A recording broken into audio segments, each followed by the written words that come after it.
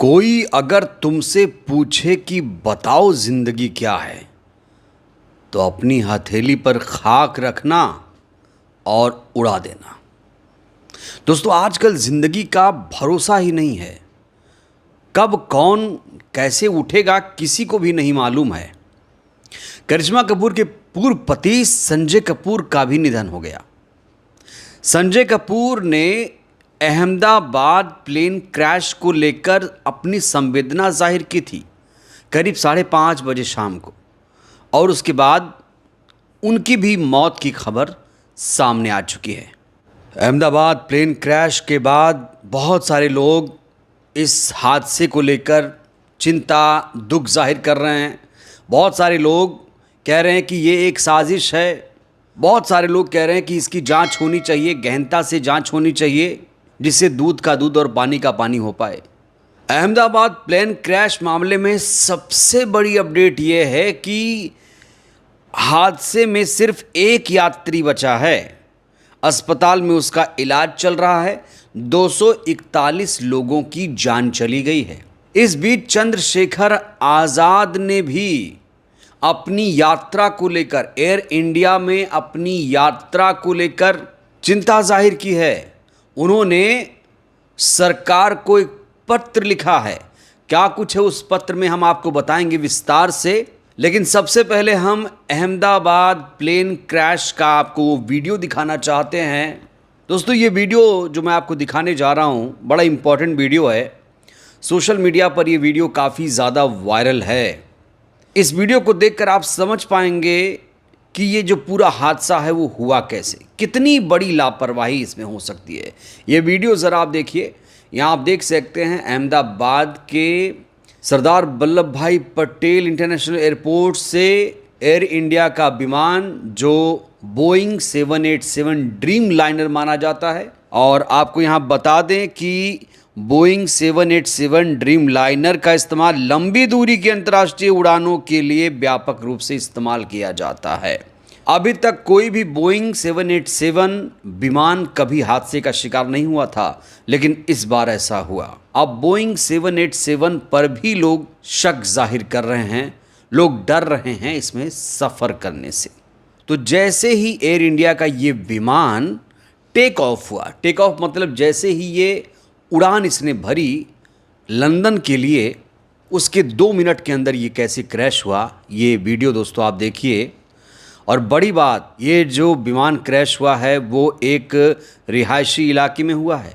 एक medical college के ऊपर ये विमान गिरा है दोस्तों। एक बहुत बड़ा खुलासा हो गया है, और कहा जा रहा है ये मेडिकल कॉलेज के हॉस्टल पर गिरा है, जहां मेस चलता था, कैंटीन थी, वहां लोग लंच, डिनर, ब्रेकफास्ट किया करते थे। और वहाँ कहा जा रहा है कि 75 लोगों की मौत हो गई है। तो 241 प्लस 75 यानी इस हादसे में 300 से ज़्यादा लोगों की मौत हो गई। बड़ा सवाल यही है कि इस हादसे के लिए सैकड़ों लोगों की मौत का आखिर जिम्मेदार कौन है? ये हादसा है या फिर साजिश? दोस्तों, जब ये प्लेन टेक ऑफ कर रहा था, जब सारे यात्री बैठ चुके थे, तब बहुत सारे यात्रियों ने इस विमान की खामी के बारे में बताया। यात्रियों ने बताया कि यहाँ पर एसी काम नहीं कर रहा है, फ़ोन काम नहीं कर रहा है, सीट के सामने जो स्क्रीन लगी होती वो भी नहीं चल रही थी। लोग इसकी शिकायत कर रहे हैं। ये वीडियो मैं आपको दिखाना चाहता हूँ। ये वीडियो भी काफ़ी ज़्यादा वायरल है।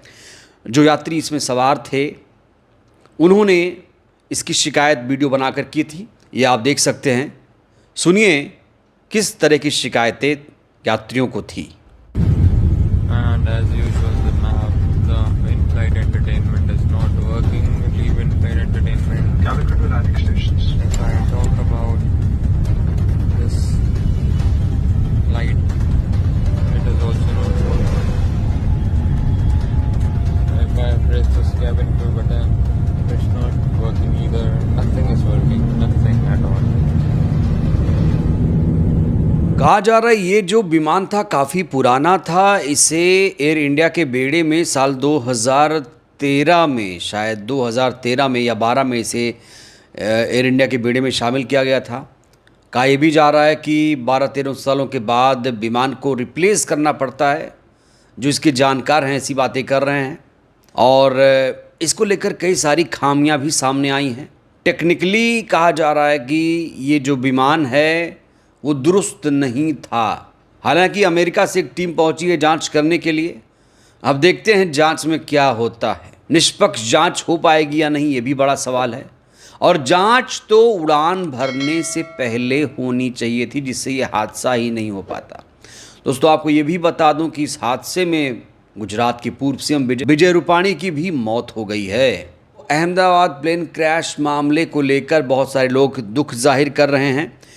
इस बीच चंद्रशेखर आज़ाद ने अपनी यात्रा के संदर्भ में सुरक्षा संबंधी चिंता को लेकर सरकार को ही पत्र लिख दिया है। नागरिक उड्डयन मंत्री को सीधे उन्होंने पत्र लिख दिया है। अब इस पत्र में क्या जिक्र किया गया है, क्या मांग की गई है, ये आपको बताते हैं। दोस्तों, ये पत्र पढ़ने से पहले मैं आपको बताना चाहता हूं कि चंद्रशेखर आज़ाद इस समय दुबई में हैं। 6 जून को चंद्रशेखर आज़ाद ने दिल्ली से दुबई के लिए उड़ान भरी थी और चंद्रशेखर आज़ाद भी एयर इंडिया की फ़्लाइट में ही सवार थे। उन्होंने अपनी यात्रा को लेकर विवरण भी इस पत्र में दिया है। 6 जून 2025 को वायु सेवा ली एयर इंडिया, सीट नंबर भी इन्होंने लिखा है 11C। तो इस पत्र का जो विषय है वो देखिए आप। लिखा है 6 जून 2025 की मेरी दिल्ली मुंबई यात्रा और आज के विमान हादसे के संदर्भ में सुरक्षा संबंधी चिंता। चंद्रशेखर आज़ाद ने इस पत्र में लिखा है, मैं आपका ध्यान भारतीय विमान क्षेत्र व्यवस्था, सुरक्षा मानकों और यात्रियों के हितों की रक्षा से जुड़ी आवश्यक चिंताओं की ओर आकृष्ट करना चाहता हूं। आज हुए विमान हादसे की दुखद घटना ने मुझे गहरा मर्माहत किया है। वहीं इससे जुड़ी मेरी 6 जून 2025 को दिल्ली से दुबई की एयर इंडिया उड़ान का अनुभव याद आ रहा है, जो एक तकनीकी खराबी के कारण लगभग 3 घंटे की देरी से संचालित हो सकी। अंततः 3 घंटे बाद हमें एयर इंडिया के ही एक अन्य विमान की व्यवस्था करके यात्रा पूरी करवाई गई। ये अनुभव न केवल असुविधाजनक था, बल्कि ये एयर इंडिया के तकनीकी निरीक्षण और आपात प्रबंधन की गंभीर विफलता को भी उजागर करता है। इस पत्र के द्वारा चंद्रशेखर आज़ाद ने सरकार से बड़ी मांग की है। पहली मांग उन्होंने की है कि आज के इस हादसे और 6 जून को मेरी फ़्लाइट जैसे मामलों की उच्च स्तरीय तकनीकी और प्रशासनिक जांच कराई जाए। दूसरी है कि सभी एयरलाइनों को उड़ान से पहले अनिवार्य तकनीकी परीक्षण की रिपोर्ट सार्वजनिक रूप से उपलब्ध कराने का निर्देश दिया जाए। तीसरी मांग है एयर इंडिया जैसे वाहकों में तकनीकी दक्षता, स्टाफ की जवाबदेही और संकट प्रबंधन व्यवस्था को बेहतर हेतु स्वतंत्र ऑडिट कराया जाए। चंद्रशेखर ने कहा है कि उपरोक्त चिंताओं को गंभीरता से लेते हुए आवश्यक कार्रवाई की जाए। चंद्रशेखर आज़ाद फिलहाल दुबई में हैं और इस पत्र को देखकर ऐसा माना जा रहा है कि वो फिर से एयर इंडिया की फ़्लाइट से ही भारत आएंगे, दिल्ली आएंगे। हालांकि वो दिल्ली कब आएंगे इसके बारे में अभी कोई सटीक जानकारी नहीं है, लेकिन जो अहमदाबाद प्लेन क्रैश हुआ है उसको लेकर बहुत सारे सवाल खड़े हो रहे हैं। दोस्तों, सोच के देखिए, अगर किसी दूसरी पार्टी की सरकार होती, बीजेपी की सरकार नहीं होती, और अगर ये प्लेन क्रैश हुआ होता, इस तरह का हादसा हुआ होता, तो क्या होता? तो जानते हैं बीजेपी क्या करती। बीजेपी प्रधानमंत्री का इस्तीफा मांगती, सारा दोष सरकार पर ठहराती, कई राज्यों में प्रदर्शन होता, जमकर इस पर राजनीति होती, सियासत होती। तो इस हादसे को लेकर बहुत सारे लोग सवाल खड़े कर रहे हैं। सुब्रमण्यम स्वामी जैसे लोग मोदी शाह का इस्तीफा भी मांग रहे हैं। वहीं इस समय एक पोस्ट सोशल मीडिया पर बड़ा ज़्यादा वायरल है। कोई चंद्रमोहन मित्तल हैं, लिखते हैं कि दुर्घटनाग्रस्त विमान एयर इंडिया का था और एयर इंडिया कुछ साल पहले टाटा ग्रुप को बेचा जा चुका है। अहमदाबाद एयरपोर्ट के संचालन और प्रबंधन की जिम्मेदारी पिछले कुछ सालों से अदानी ग्रुप के पास है। ये प्लेन क्रैश निजीकरण का भीषण दुष्परिणाम है। निजीकरण एक बड़ा कारण इस प्लेन हादसे के पीछे बताया जा रहा है। बहरहाल बहुत सारे कारण हो सकते हैं।